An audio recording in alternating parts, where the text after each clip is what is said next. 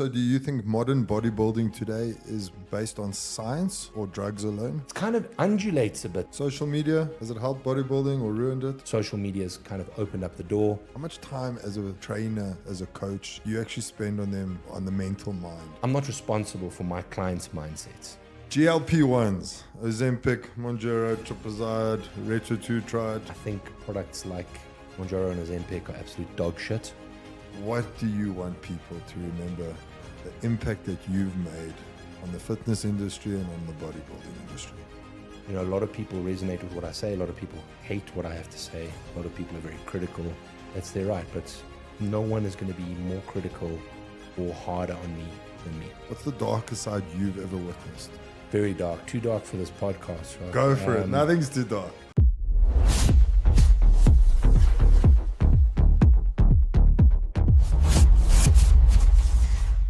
What's up, everyone, and welcome back to South Africa's #1 health and wellness podcast, The Endure Edge. Today, I'm very excited. We've got the health and wellness specialist in studio.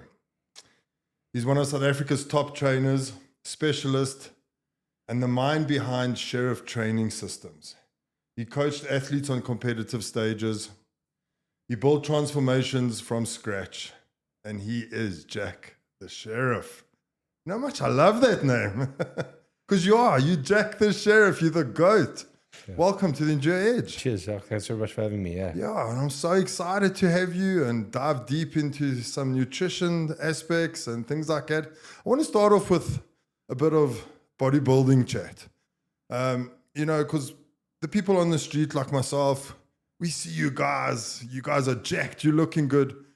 And it's quick for us to go, it's steroids or whatever, especially the bodybuilding community, but we don't really know the sacrifice that goes into it. Talk to us a little about the sacrifice that goes into bodybuilding and to get to the competitive stage. So, a lot of the bodybuilders get quite butthurt when I say that bodybuilding is not a sport. And the reason why I say that is because there's no objective criteria. You don't it's not he or she who crosses the line first wins, or he or she who lifts the most weight wins. It's obviously subjective criteria. So I'm going to get crucified for this, but it's far more of a pageant. Yeah, I'm actually shocked you're saying Yes. this. That's why I've got a grin on my face here. Yeah. But, those that embark on the bodybuilding lifestyle, it's very cult-like. It's almost more of a religion than it is a sporting endeavor. It's an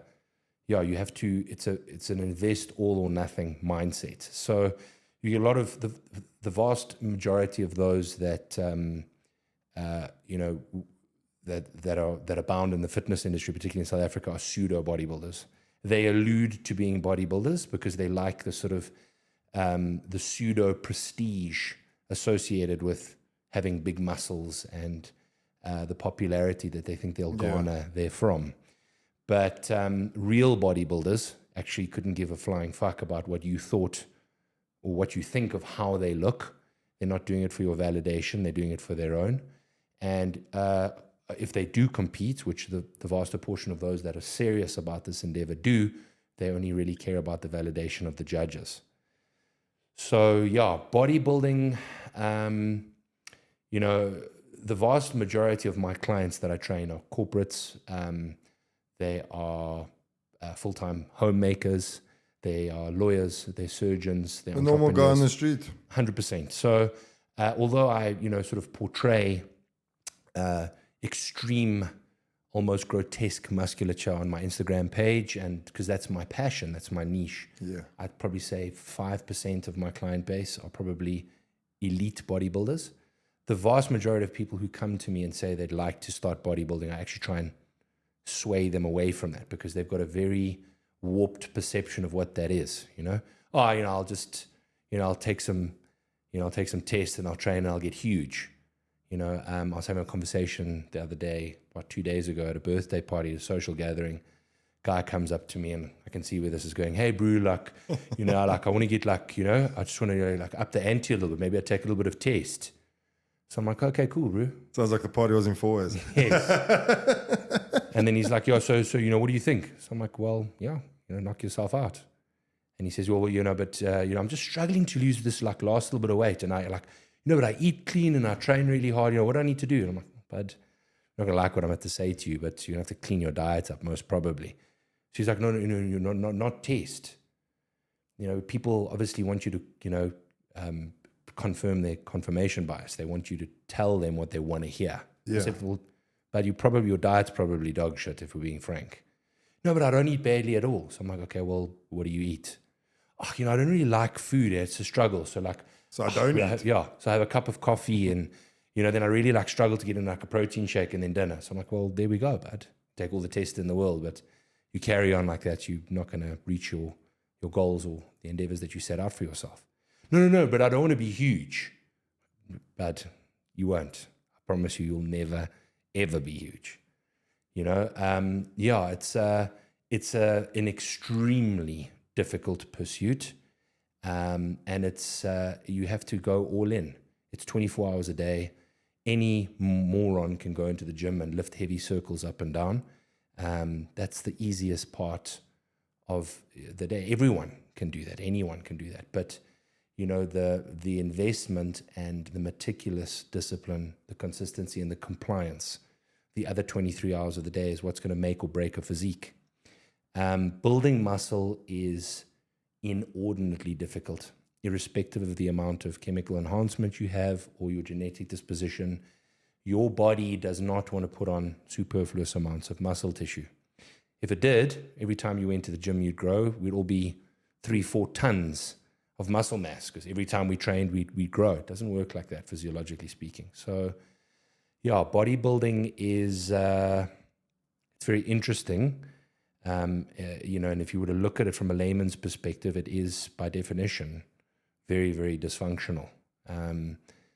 But people are like, well, why do you do it? Well, it's my life. It's something that I've been absolutely obsessed with from a very young age. I'm in the industry. I make a very good living from it. I've built my career on it.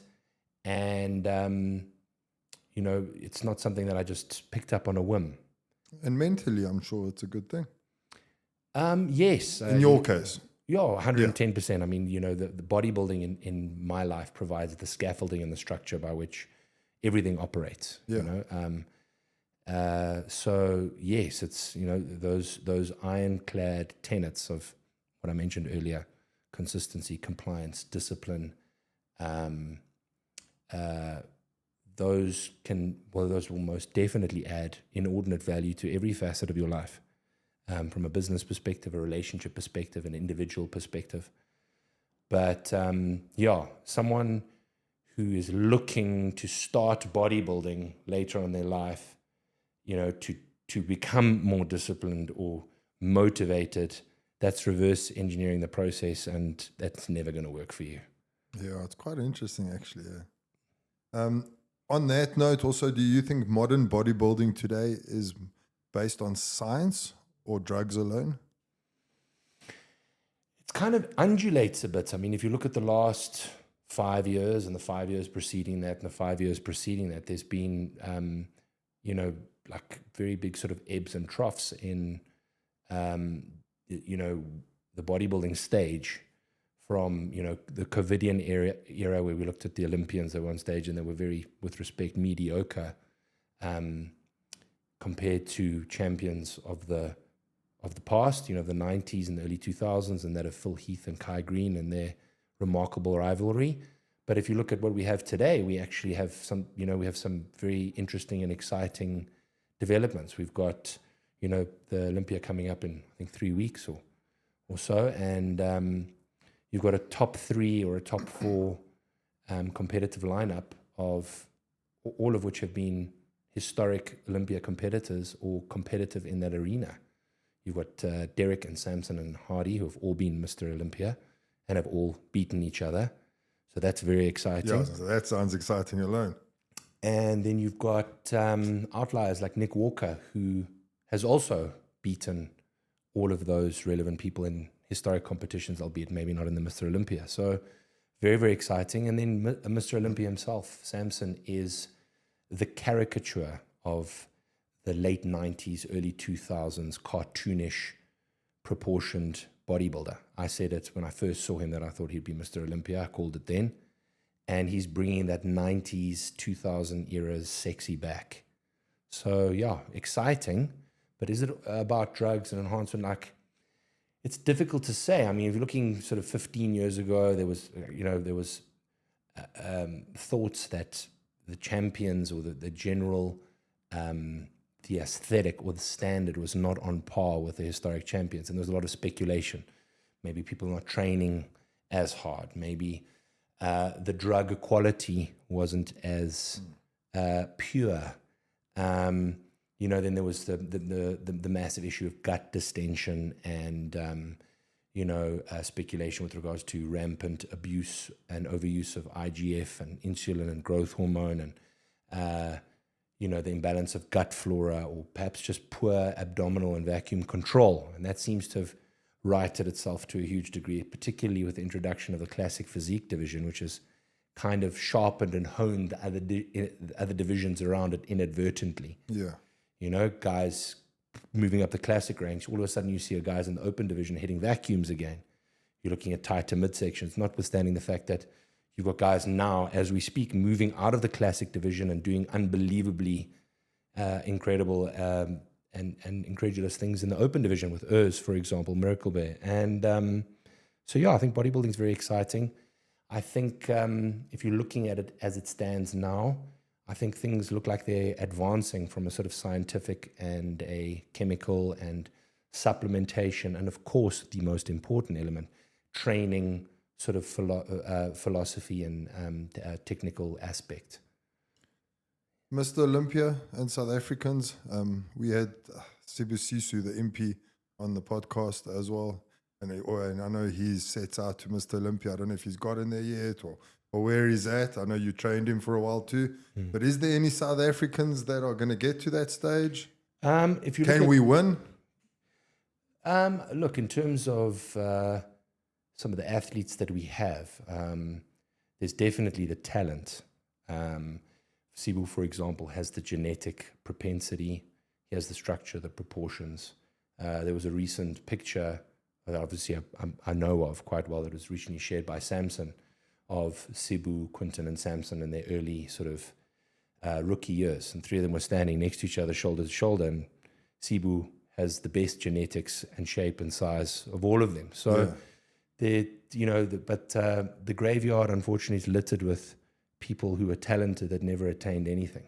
Okay. It all just boils down to who wants it badly enough, who's prepared to take the most amount of responsibility and accountability for their own wins and their own outcomes, and so too their own failings and shortcomings and idiosyncratic traits. And if you were going to look at that as a whole, when we've got Muzi, who came 8th on the Olympia stage, which is the highest a South African has placed in 15 years on the international circuit. And he's just unbelievably consistent.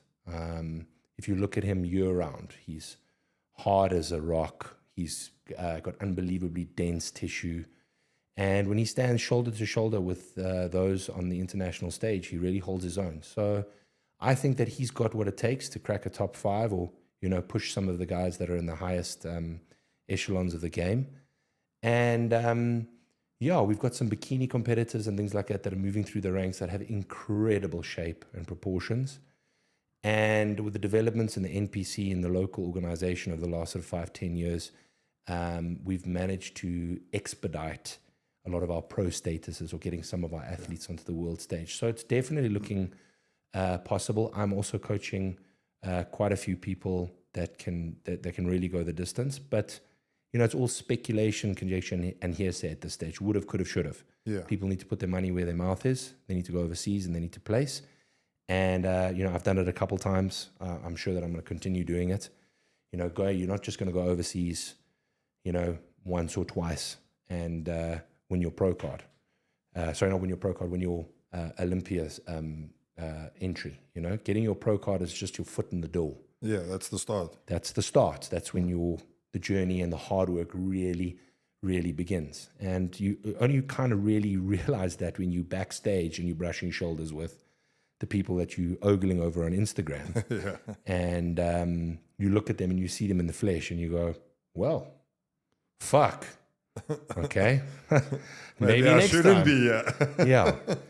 But having taken Cebu over there, particularly in Brazil, and with the condition that we brought then, again, would have, could have, should have, but it is my opinion, as it was of some of the top ranking Olympia judges that spoke to both of us there, that what he brought that day was worthy of a top 6 Olympia position.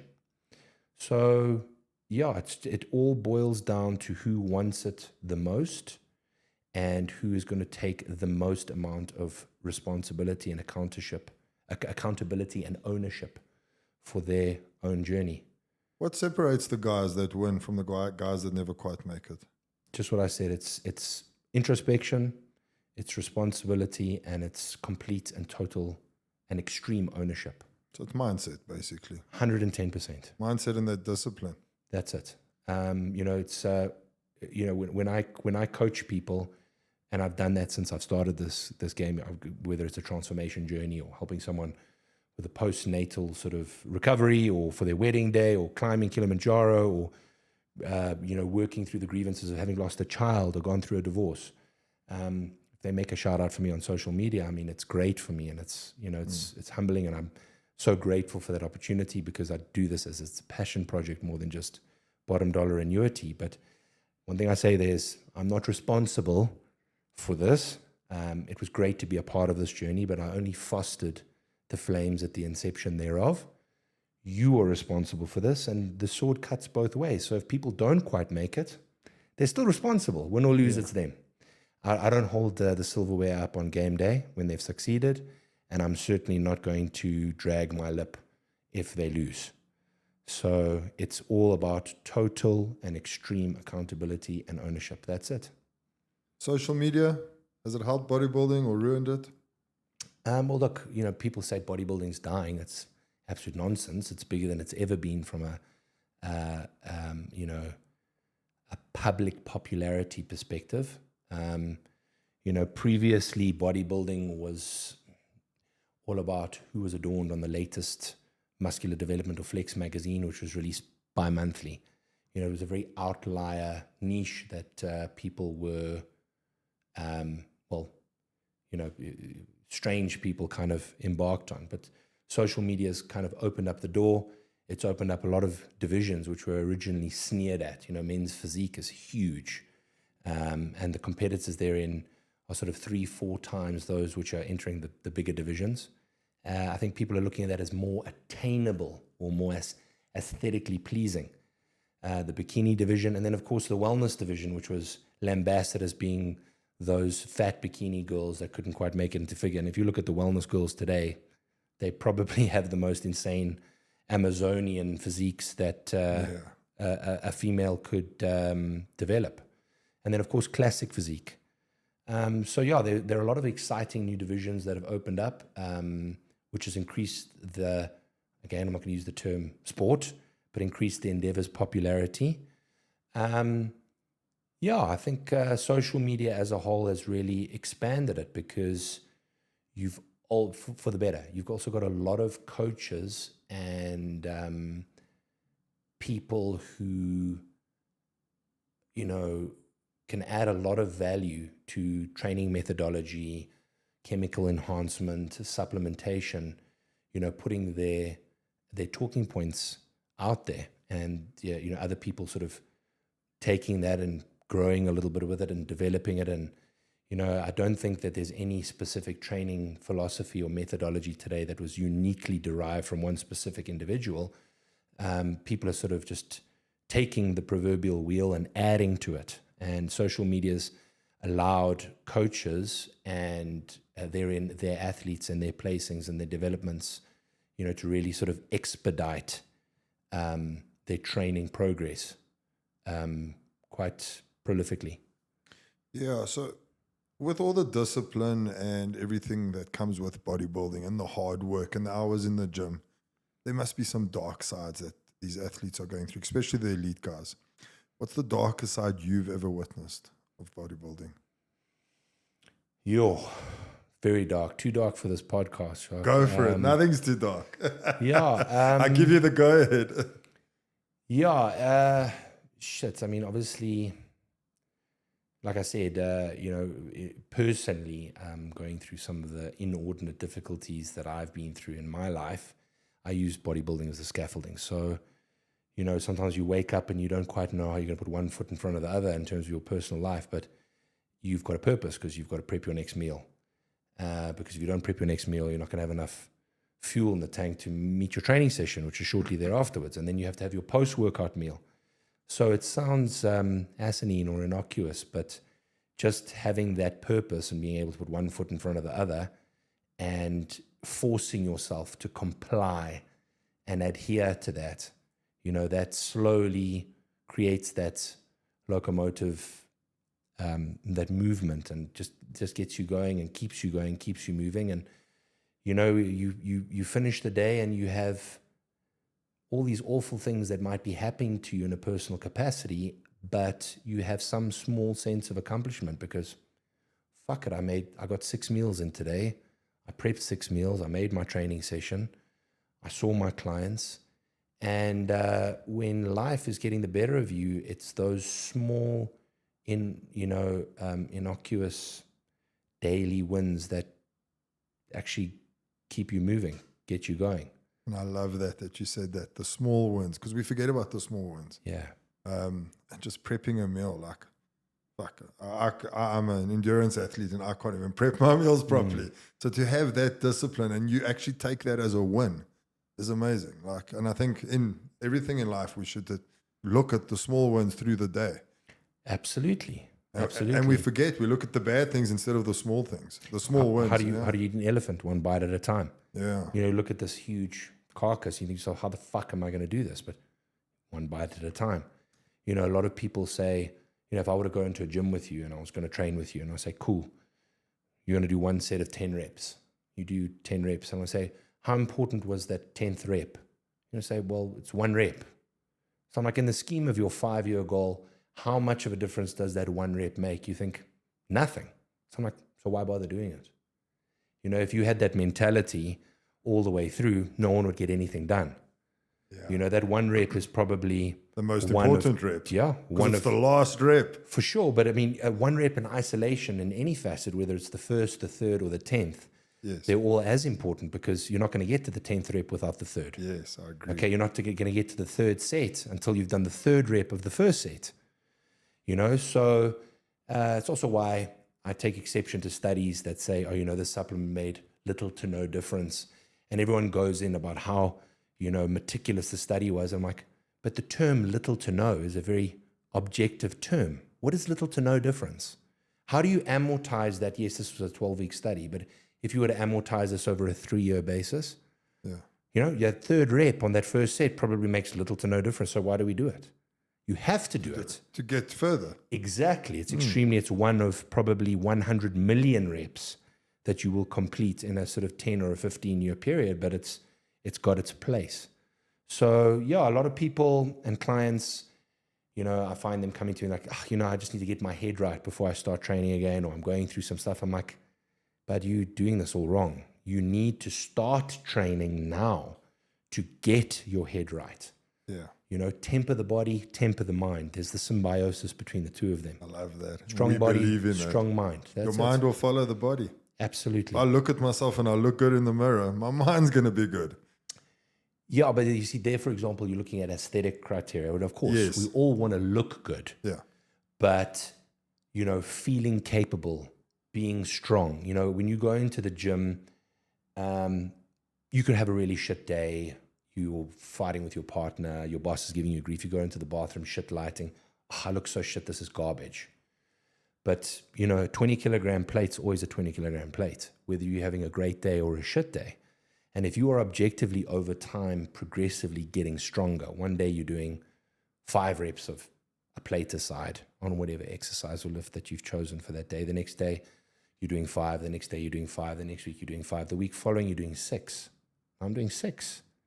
Objectively, I'm getting better. And if you have that mindset, the greatest side effects thereof over time are going to be, hold on a second, I'm actually looking a lot more muscular. My body recomposition's changed because I'm not doing 5 reps of this anymore. I'm now doing 15 reps of it.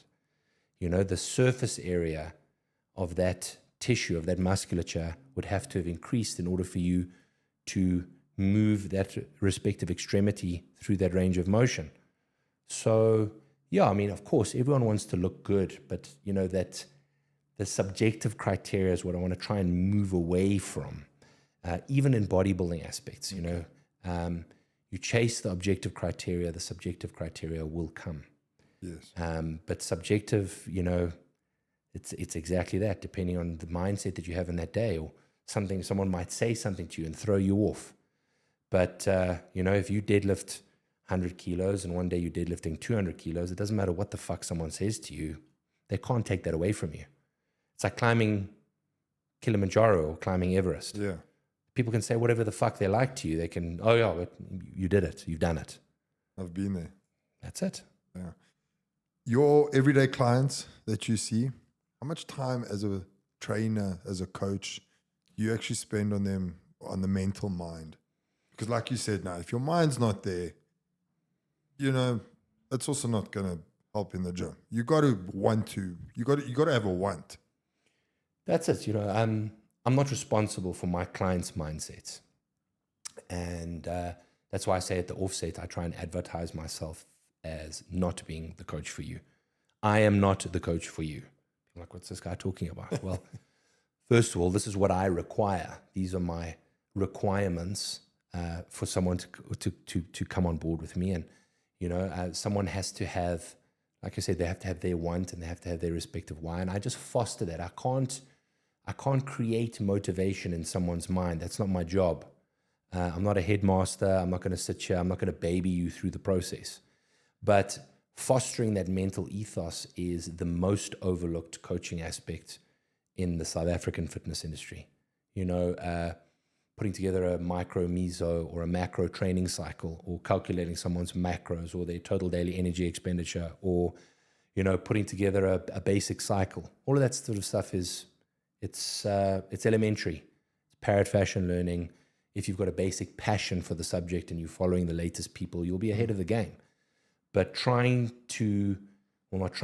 successfully fostering the right mental ethos and getting people to achieve nothing but excellence.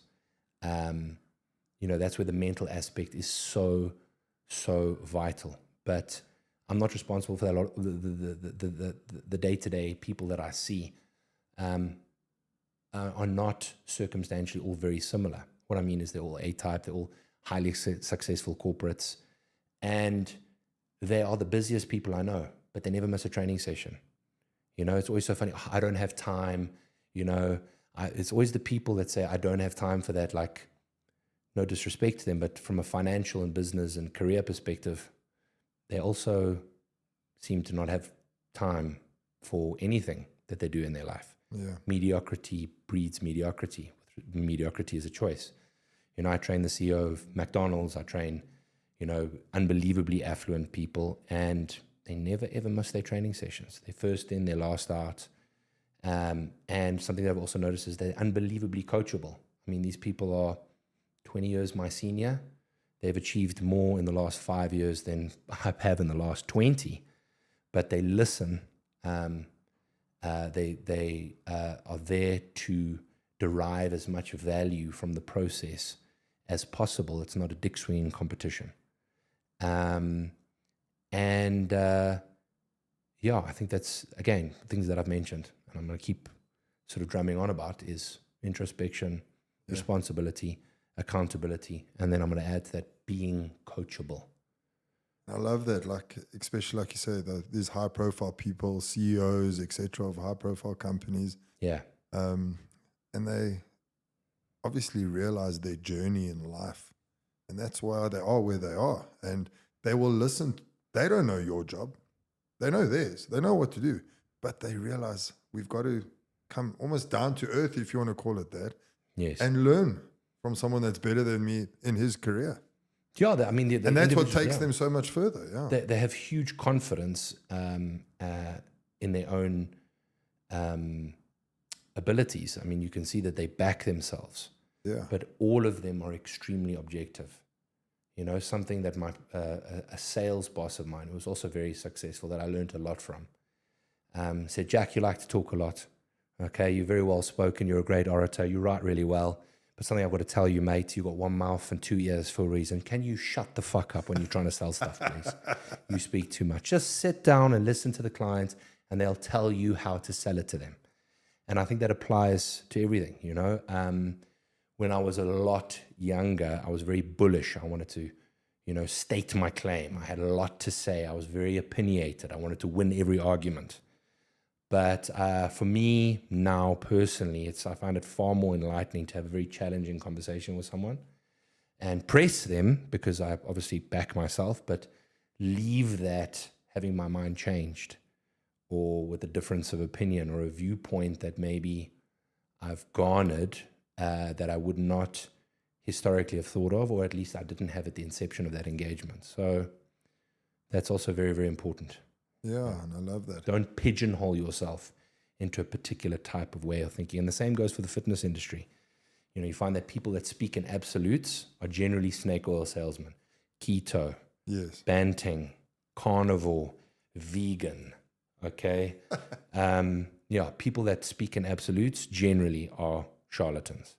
Yeah, have that open mind. That's it. Because not everything fits with everyone. Of course, you don't want to be someone that flip-flops around. You know, you want to have some courage of your convictions, but you want to be permeable enough to understand that there are so many different proverbial tools that you can utilize in your kit bag for your clients, because it's not a one-size-fits-all. Physiology is very organic. You know, what someone's going through in their personal capacities, from an emotional capacity and a work capacity, all is going to impact them from you know, their performance output and what they do or do not do in the gym. And you need to be mindful of that as a coach. You know, people say, what do you think of fasting? Well, generally, I don't like it. I don't really believe in it. But do you incorporate it? Yes, I do. You know, for a carb up process or the last peak week process, sometimes fasting is required because someone is traveling. They can't eat.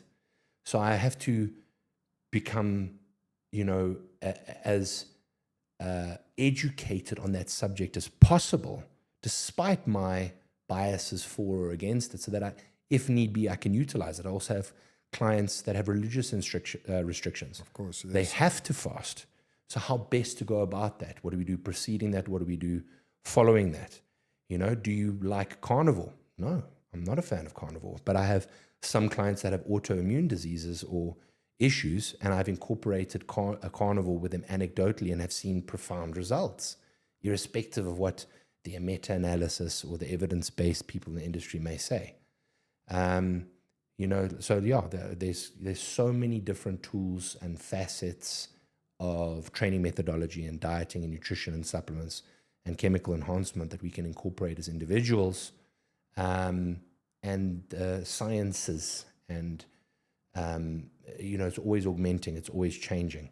So, and I love how open-minded you are with all of this, because that's also a reason I've stayed away from personal trainers, running coaches as a runner, because every running coach that I've had, I feel that whatever they believe in their little closed mind, that's what they stick to.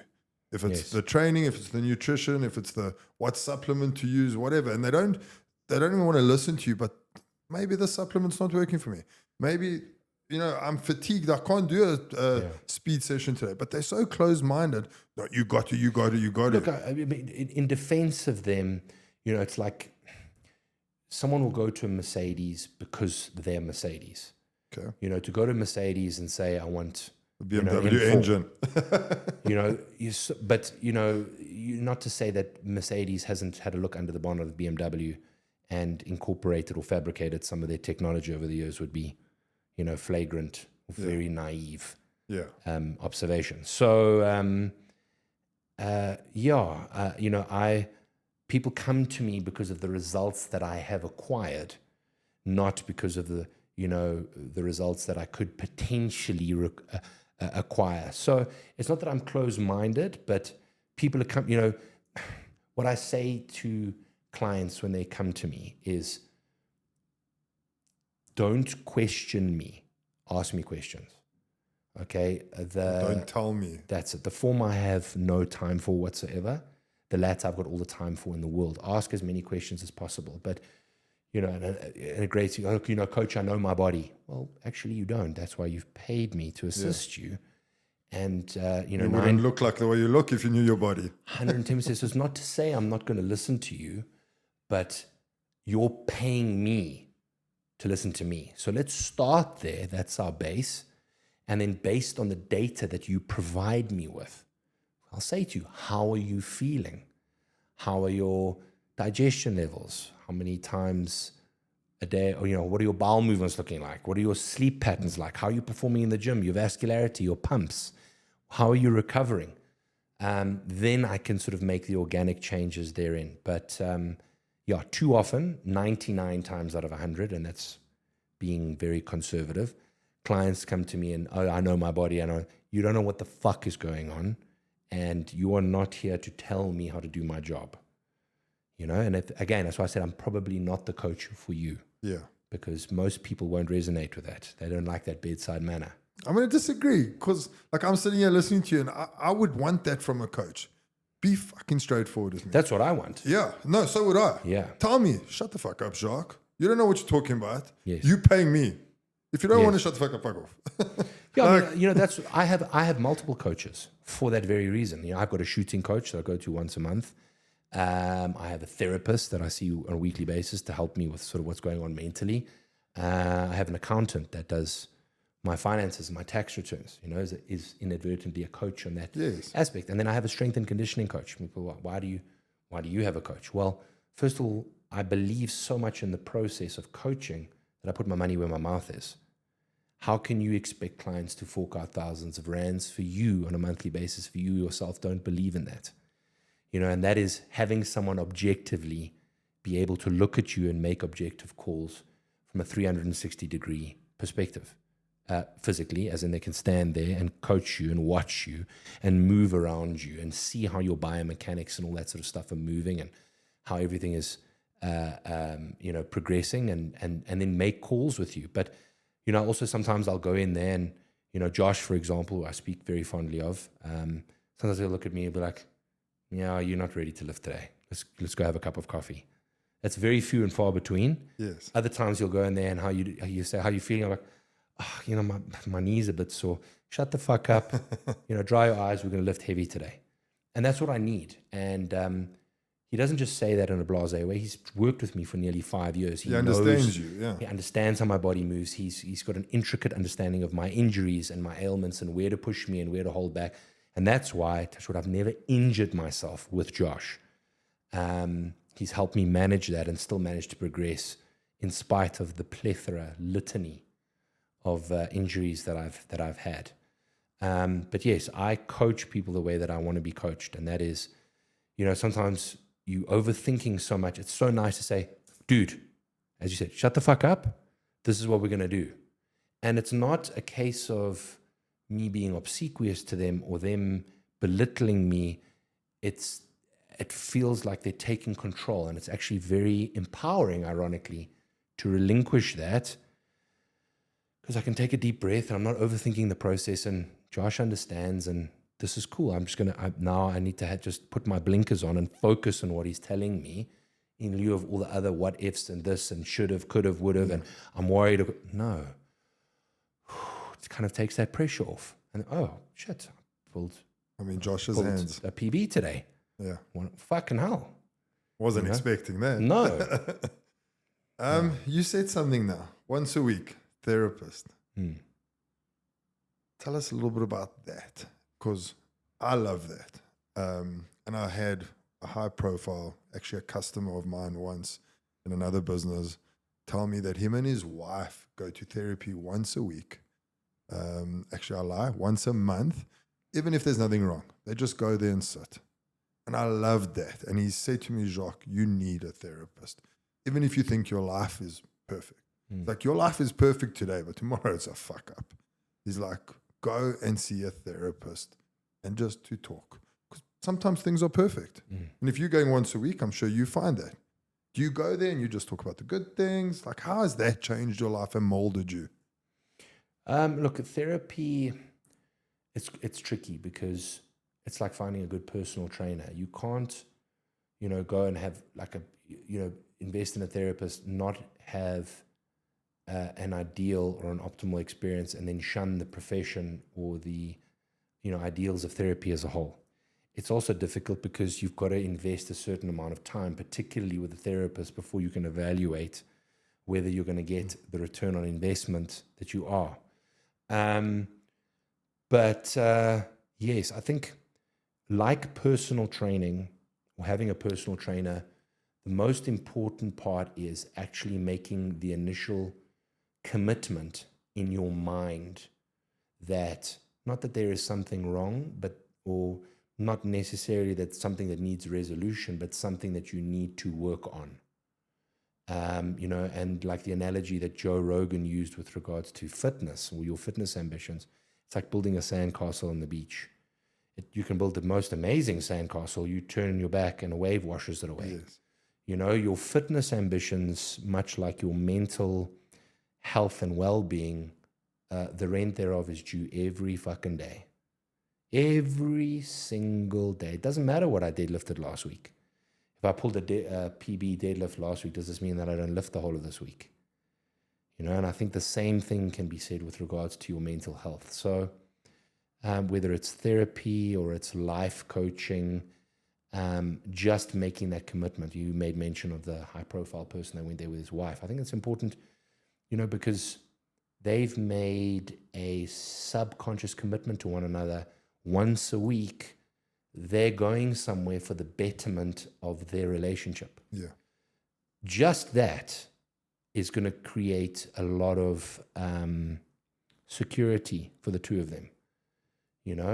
Before they've actually sat there with a therapist, just making that subconscious commitment is in itself very, very, very important. But yeah, it's just like I said, your fitness ambitions are exactly like optimizing or managing your mental health. And they go together. Rent is due every fucking day. Every day. You can have the best week last week. Repeat that. That's it. It doesn't matter. This week you wake up. Rent is due every day. Rent is due every day. It's the oldest saying, but it's the best saying. Yeah. Bodybuilding industry, if you had to rebuild it from scratch, what is the one thing you would change? It's, hindsight gives you 20/20 vision. We spoke about social media, and I felt that it was far more advantageous than deleterious as a whole, or has been for the endeavor or the niche or the cult that it is. Notice I still don't use the word sport. But yeah, I think, people, and I've said this often, and I say it again, people look at that and they want to be like part of that, people replacing the ostentatiousness of cars and money with muscle, and they feel that it's the bravado that's attached that is going to give them clout or validation. Yes. Look at me with my big muscles, and look how hard I'm working. I'm doing my cardio, and rent is due every day, bro. Like, fuck off. Don't get me wrong. You're not going to find a more, obsessed bodybuilding enthusiast than me. But it's something that you choose to do. It's not something that you have to do. Mostly, some people have reached the highest echelons of the sport, and they started there because they had their backs against the wall with regards to being in impoverished positions, and they managed to make it big in bodybuilding, of course. Yeah. But you are not, if you are trying to become a bodybuilder to earn the respect of other people, you are fucking barking up the wrong tree. No one gives a fuck. That's true. Seriously, no one gives a fuck. No one cares, but you're going in there and you're prep and you're eating your chicken breast and your broccoli and your injuries, and your aunt's not going to say to you, "Oh, fuck, Sharky, you're so strong, my boy. Like, I was so proud of you." If anything, they're probably going to be like, "Oh, why are you doing that? And just have a drink. Why aren't you having a drink?" So there's this and again, I think it abounds. It's the majority of the bodybuilders or the pseudo bodybuilders in our industry trying to do this for some form of notoriety or infamy or severity or validation. And respect. That's you want to call it that. Respect. You know, like, not to say that that some people won't, like you're not going to garner the respect of certain people in the industry. You'll get the attention, of course. But if you're doing it for that, you are really you failed before you even started.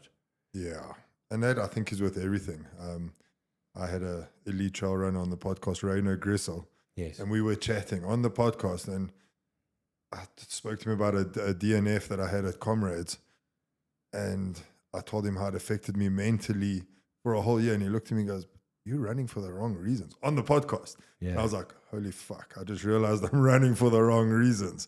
I'm running for validation or respect or whatever. And it's the same with bodybuilding. No, Jacques, I mean, I get to a stage where I have someone who's like 42, 43 years old, guy comes in, he's blasting gear to smithereens.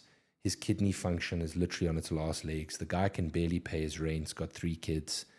And he fucking got a bag of rice at his last fucking bodybuilding show where he came 7th. Like, what the fuck are you doing, bud? Yeah. Seriously. And I'm not trying to take anything away from him, but he also needs to, or he or she or that individual or that proverbial individual needs to take stock. Like, you know, like, where do you draw the line? You know, you're sitting there, you're never, ever going to be competitive. It's not to say you can't be a bodybuilder. I feel that you can be a bodybuilder and not necessarily have to compete. But yeah, you know, is it adding value to your life? You know, Yeah, I think that's the correct question to ask. Now, you know, that's a double-edged sword, because, you know, something that I hate is people saying, you know, I just want to be happy in life. That's bullshit, bro. It's also impossible. It's impossible. Like, happiness is short-lived. If you're trying to be happy or you're trying to raise your kids to be happy, you're going to be unbelievably disappointed. Life's got other plans for you. You know, you should chase fulfillment. You should chase contentment. What makes you fulfilled? What makes you content? And that's where you find real value. I can tell you unequivocally and irrefutably, I can look you in the eye and I won't stutter, I won't move, that bodybuilding has added enormous fulfillment for me in my life. And I derive enormous fulfillment from doing it and embarking it and engaging in it. But that's also understanding the risk-reward ratio, the return on investment. You know, that's why you asked me, are you competing at the moment? At the moment, I'm not competing. You know, I'm taking my career and the professional and financial aspect a little bit more importantly. I'm also prioritizing my clients more so than myself. Again, like, go in there and really, really put myself into a prep at the expense of being there for my clients, the expense of being, you know, a father first and foremost, and so on and so forth. But yeah, it's just, that's it. Is bodybuilding fulfilling me? Is the juice, excuse the pun, worth the squeeze? And a lot of these people just they're delusional. They're really, really delusional with the wanton abuse and egregious use of anabolics and chemical enhancement. And everyone's keen to spend, you know, $5-6 grand on their cycle, but they won't do their blood work because that's too expensive. You know, or they won't buy the ancillaries required to mitigate all of the adverse side effects and downsides of those performance-enhancing drugs. You know, people look at me and they joke. You know, sometimes I've put on my stories the amount of pills that I take on a daily basis. I was actually banned on Instagram for showcasing my pills because it says you're not allowed to showcase the use of pills or contraband and I'm like, these are supplements for multivitamins. Correct. But anyway, but yeah, like, I'm the product development specialist for NutriCon. I obviously get, you know, a large amount of supplements free every month. In addition to that, I probably spend anywhere from 10 to 20,000 Rand a month on ancillaries. And if, you know, people say that's ridiculous, it is fucking ridiculous. So why would you want to be a bodybuilder, bud? You're telling me you want to be a bodybuilder? Yeah. This is ridiculous. But why are you doing it? Well, it is my life. I've done it since I was a kid. Like I was saying, it's my profession, it's my career. You're living your product. It provides huge amounts of fulfillment for me, and I'm not doing it for anyone else's validation. I don't give a fuck about what other people think. I'm still trying to earn my own, which is difficult enough as it is, you know? So, yeah, if you're not prepared to do that, then, yeah, you shouldn't be looking at that. Let's talk a bit about supplements. You've just said it. You've developed your own, well, not your own, you, the product developer for Nutricon. Protein. I know there's a lot of proteins on the market, but as a normal person on the street, it's important to take protein every day. How important is it to take a supplement over and above the food that I eat every day? So, yeah, this is also a contentious issue.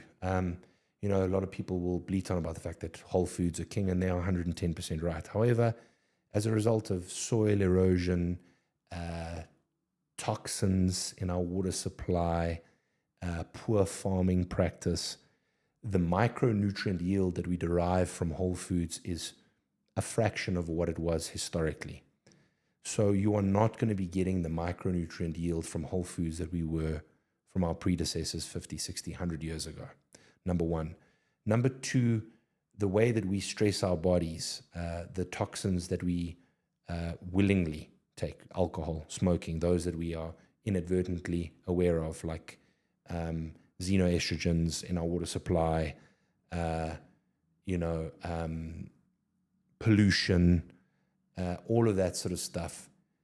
And then, of course, exerting ourselves, in a physical manner to reach excellence, whether it's running or bodybuilding or hiking or high rocks. It's very, very unrealistic to say that you're going to reach the pinnacles or you're going to optimize your recovery or your performance with whole foods alone. For example, 100 grams of red meat 100 years ago, the micronutrient yield will differ substantially from 100 grams of meat today. So you'll say, I'll just eat more meat. Okay, but what are so you're now having to eat twice or three times as much meat per meal. Well, how's that's gonna have a follow-through effect to your macronutrients? You have to have a certain amount of macronutrients during the course of the day. If you exceed that, then your calories are going to exceed. You're not going to be in a deficit if that's what your goal is, or you're going to be in too much of a surplus. Every action has an equal or opposite reaction. So that's where the need or the requirement, or the benefit rather, of supplements comes in, is that I can go in there and I can meticulously chase a respective number of, this is how much milligrams that I require per day to be optimal. I get the vaster portion of that from my meals, but therein I can also take this supplement which will make sure that I tick that proverbial box. I've seen a few protein supplements now that have got sugars in it and all of that, and some that don't. How do you decide what protein is correct for you? Again, like trial and error. Some people actually, ascertain after a lot of intake that they're actually lactose intolerant.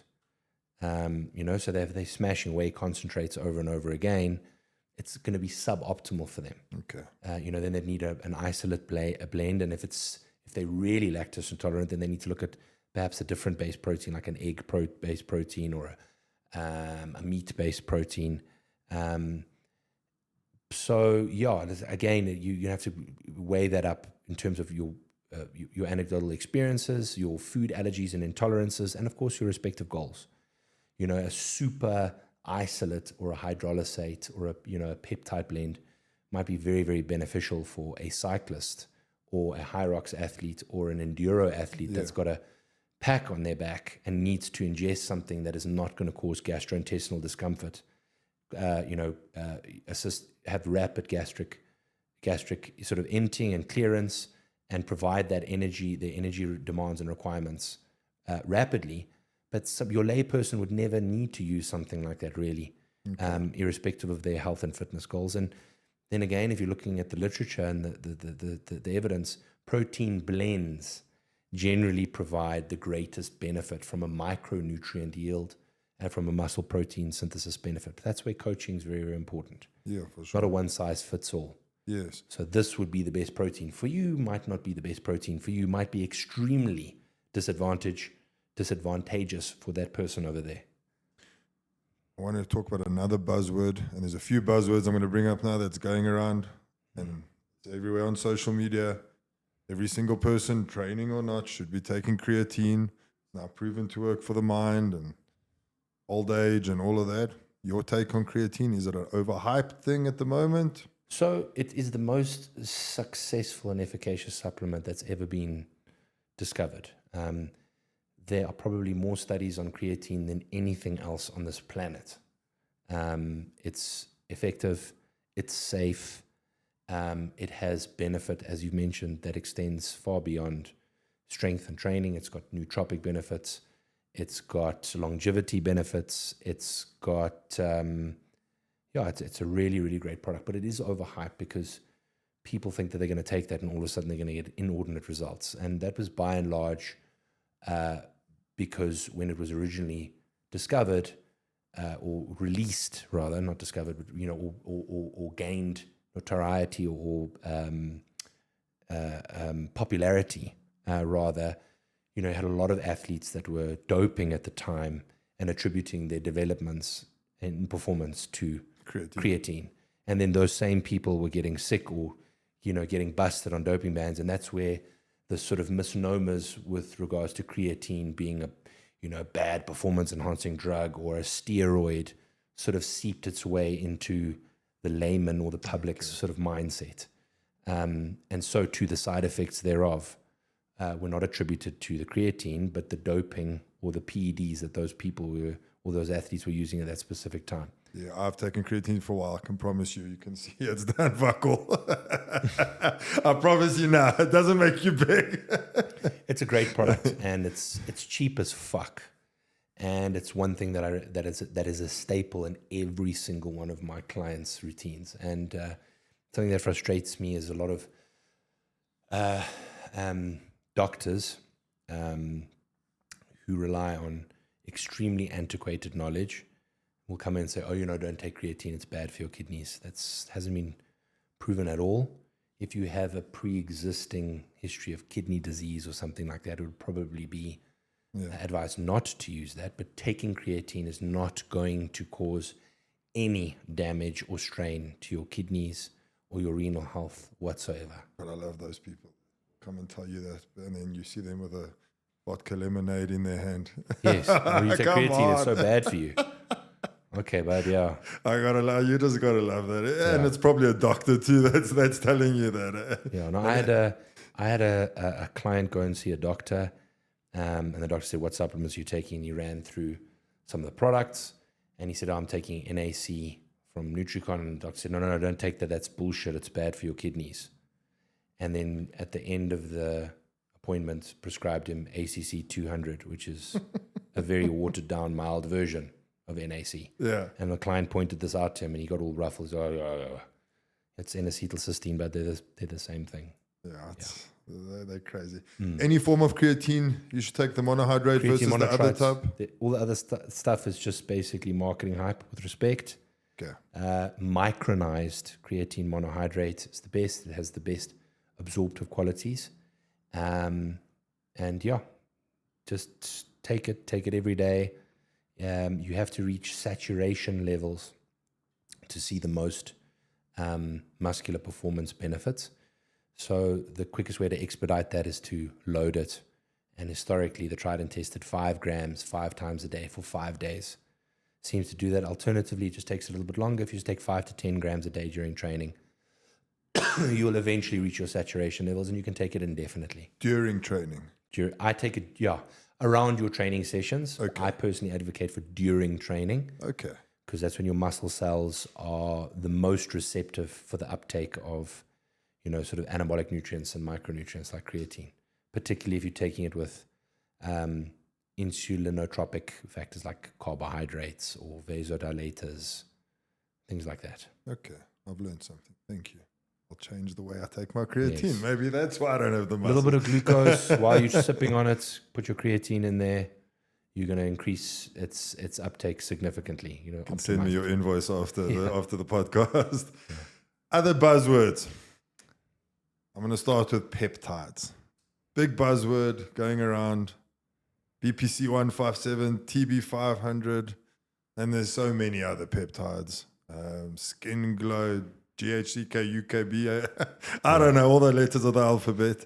What is your take on peptides? Is this going to become the new steroid? Not necessarily the new steroid. The from a skeletal muscle growth perspective, it's definitely not as profound.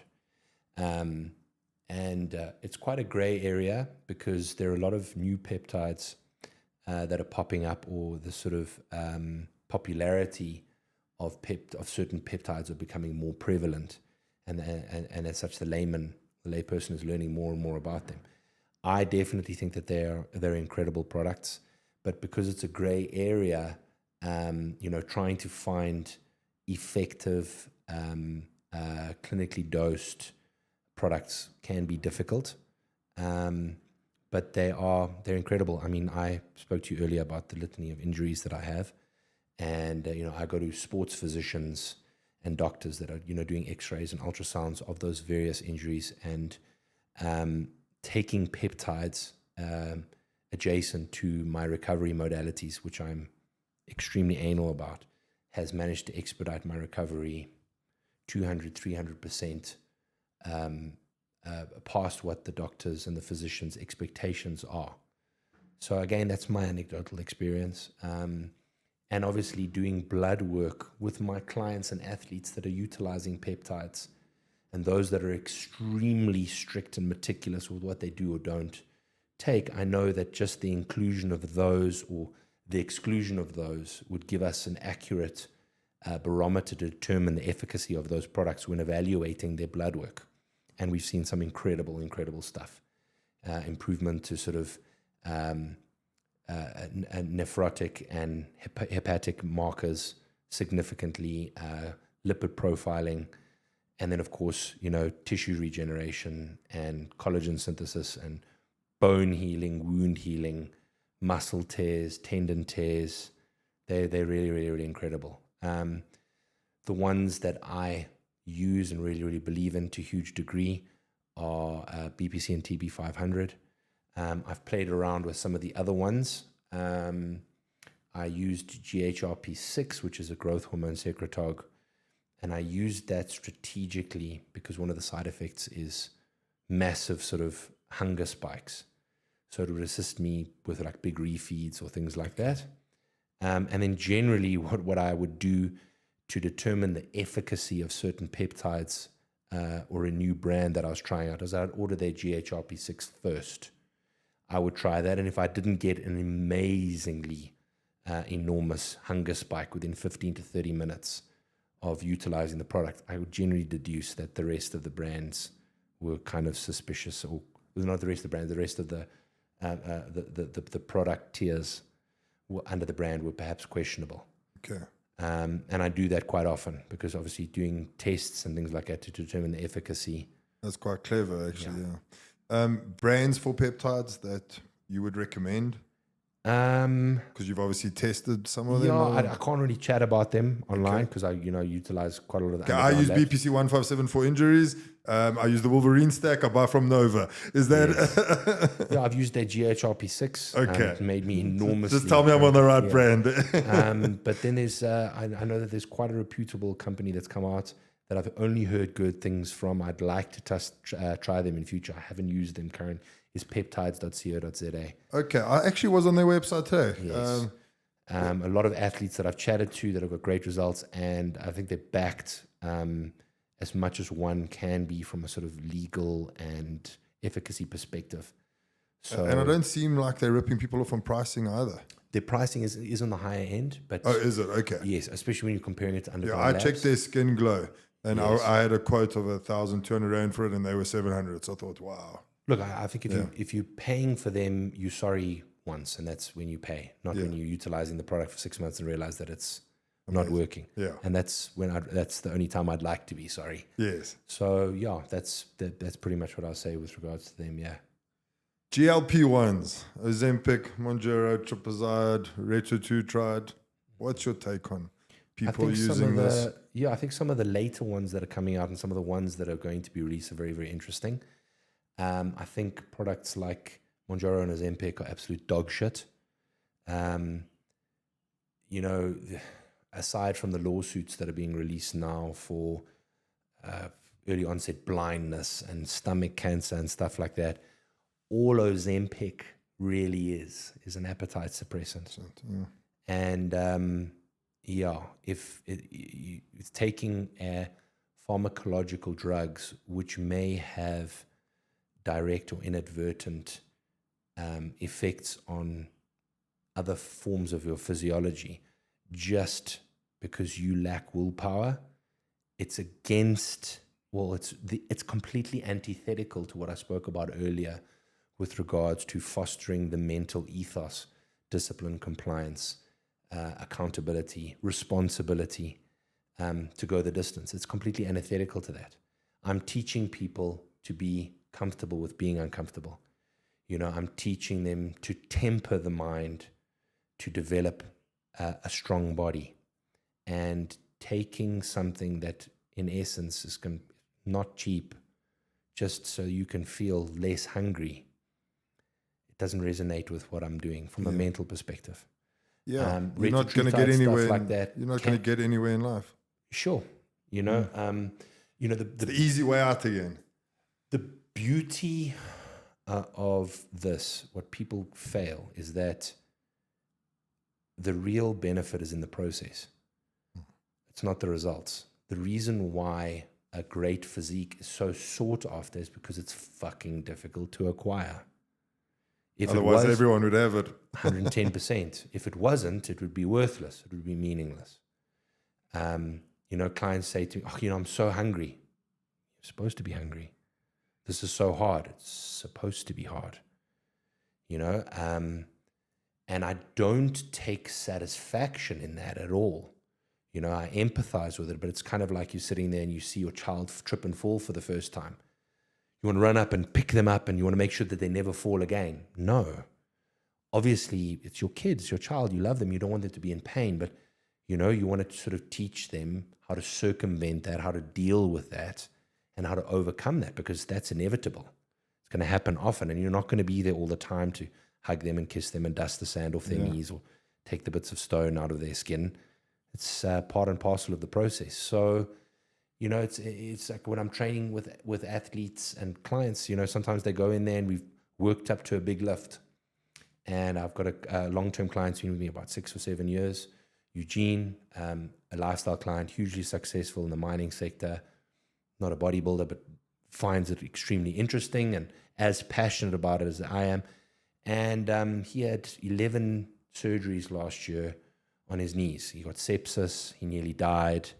He nearly had his leg amputated multiple times. Sure. And this year he came in and he pulled a 245 kilo deadlift. What a machine. You know? And it was unbelievable. It was fantastic. And he felt so great. And the week later he went in and he pulled 250 and he failed. And he was absolutely fucking gutted and he felt like shit. And he was messaging me the whole weekend. And I said, dude, this 250 is more important than that 245.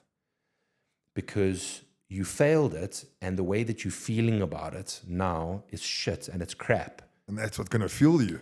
Number one, but when you actually get 250 eventually, it's going to mean something to you. It's going to be something special. Yeah. You know, it's going to sit with you far more than if you'd pulled it last week. And that's what is so important. And the whole ideals of the Ozempic or the Mounjaro takes that away completely. You know, if it's the Ozempic and Mounjaro in particular, you know, really increase your insulin sensitivity or expedited fat loss or thermogenesis or muscle protein synthesis, sure. Why wouldn't I incorporate something like that? It's another proverb, you know, it's another literal tool that we can incorporate in our stacks. That's where retatrutide and stuff like that might have a little bit more benefit. Okay. So if someone's going on this stuff, look at retatrutide for now. So I'm not going to, yes. I'd lean more towards that, but a rule of thumb that I have, Jacques, is that I do not incorporate anything that I myself have not guinea pigged. Okay. So I will never, ever give anything, a supplement, a training plan, an exercise to a client or an athlete that I myself am not proficient in or confident in or comfortable with. I haven't used any GLPs at this specific time. I am doing my due diligence on retatrutide and some of the latest stuff that's going to come out. But again, without trying to sound arrogant at all, I just, with regards to my current goals and how I'm achieving them, I don't see where it would add any more benefit to what I'm currently using. Yeah. If it would expedite my results at all, particularly with my injuries, things like that. Could it be a tool? Perhaps. But at this point, I don't use it, and I haven't currently advocated for a single client or athlete. Okay, we're running out of time, so I want to rush quickly because I need to get on to the buzzword around men at the moment, testosterone replacement therapy, TRT. Yes. Should men over the age of 40 be on TRT? Do you need to go for blood works? Give me your view on TRT. Look, people come to me because they want optimal. They want to optimize. They want better. They want more efficient. They want stronger, harder, faster. That's why they come to me. And I just feel that society and the medical fraternity as a whole leans far too much on chronic and pharmacological aids that have huge downsides. And I'm talking about benzodiazepines, antidepressants, things like that.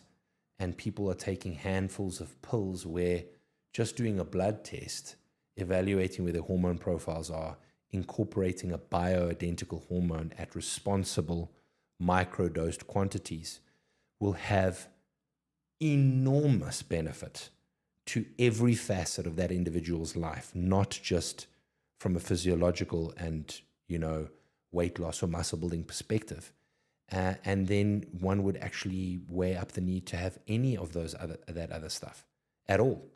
So when I have had clients that have embarked on a TRT journey, as a direct result thereof, their blood markers improve exponentially each successive, blood panel. Their liver, their kidneys, their cholesterol profile, all of that sort of stuff is getting infinitely better because they're doing it responsibly, they're doing it correctly, they're taking the correct ancillaries.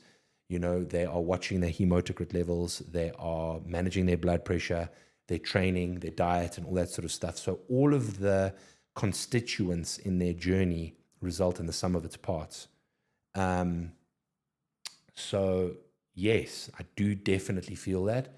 Should everyone be on it? Again, it's dependent. It's not a one-size-fits-all perspective. Check your blood, basically. Sit down, go through someone's goals, their medical history, their food allergies, their intolerance, and again, off the cuff, I'd far rather start training someone and, like I said, fostering the correct mental ethos to get their training and stuff like that and all of that compliance right, rather than, being some of the ballet and dog shit coaches out here that have absolutely zero understanding of physiology and fall back on the fact that they can just throw testosterone at their client and get some semblance of results, which is why the vast portion of people or coaches in the industry are also, Ozempic salesmen first and foremost, because they do not understand physiology. So take this, you're going to get results, and throw some test in there as well. Yeah. And that's been my journey on test. I won't mention names, but that's how I started on test. Some guy just said to me, go and test. I went to a trainer, started injecting C250.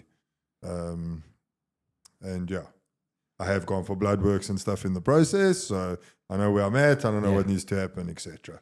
Yeah, everyone metabolizes testosterone differently. Yeah. I mean, I had a client that started with me, and I advocated for him, what would be quite a substantive testosterone dose for anyone, because he wanted a little bit of a blast. And then I did his blood work sort of 2-3 weeks after just to evaluate. And on 300 milligrams of Pfizer depot test, which is considered, 2 or 3 times a TRT dose, his testosterone was on the higher side of average. And he was getting pharmaceutical grade Pfizer from the chemist as prescribed by a doctor. Wow. It just shows that the way his body metabolized, or rather poorly metabolized testosterone, was very different. It's crazy. He had to go on higher doses to get super physiological levels.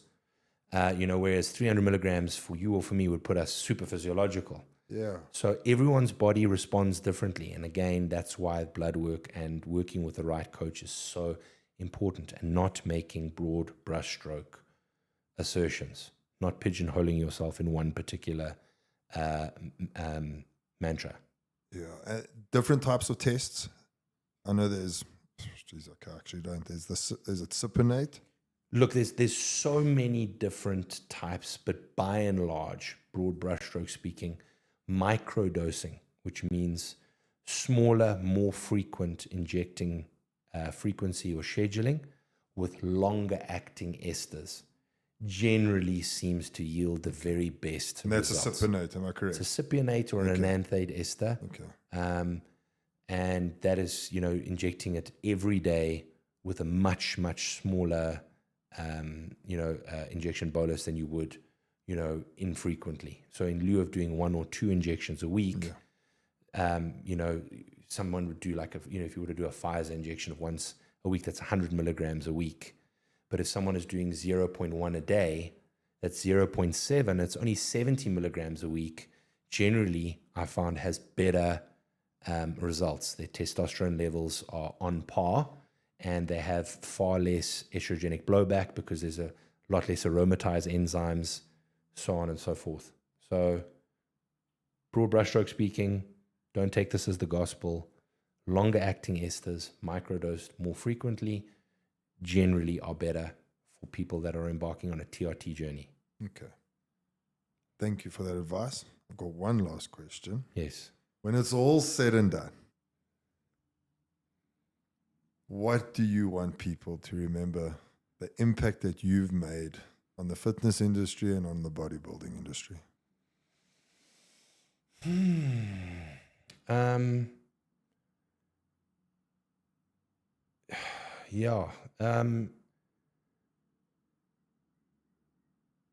Everyone thinks their shit doesn't stink. Everyone is just a dog with different fleas. We've all got our own issues. We've all got our idiosyncratic traits.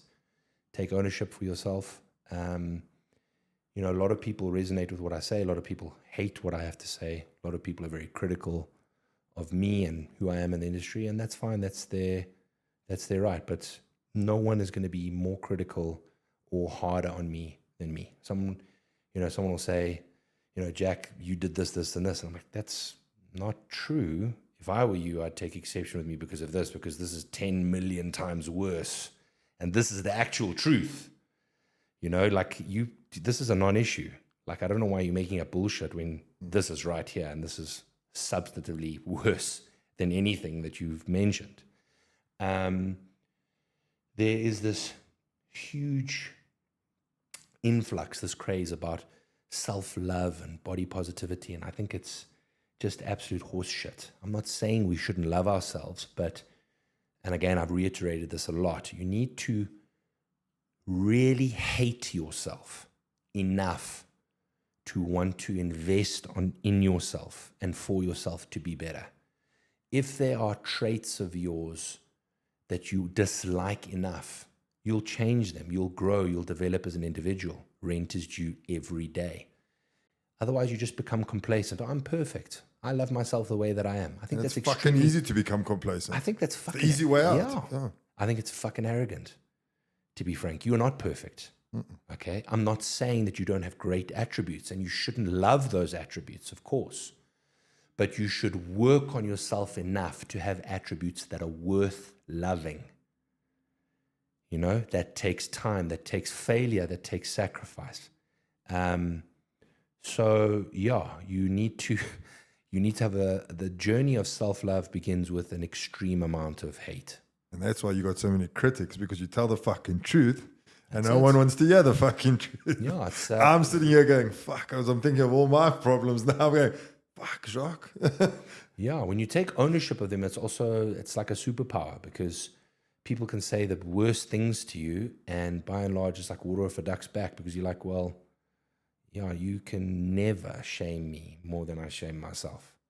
Never. And you're saying stuff that's not even true. I mean, if you even knew half the stuff that I knew, you'd have a field day. But have at it.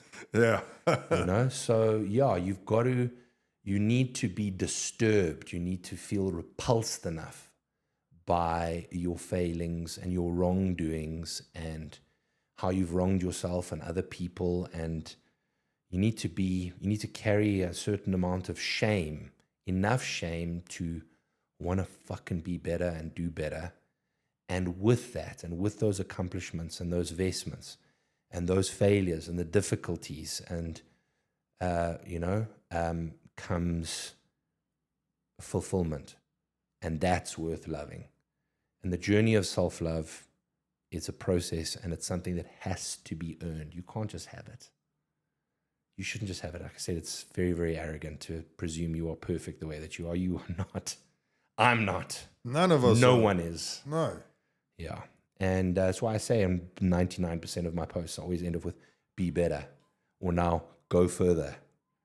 Like, you should strive every single fucking day to want to work on yourself in your relationship, your business, your parenthood, your physical ambitions, your mental ambitions.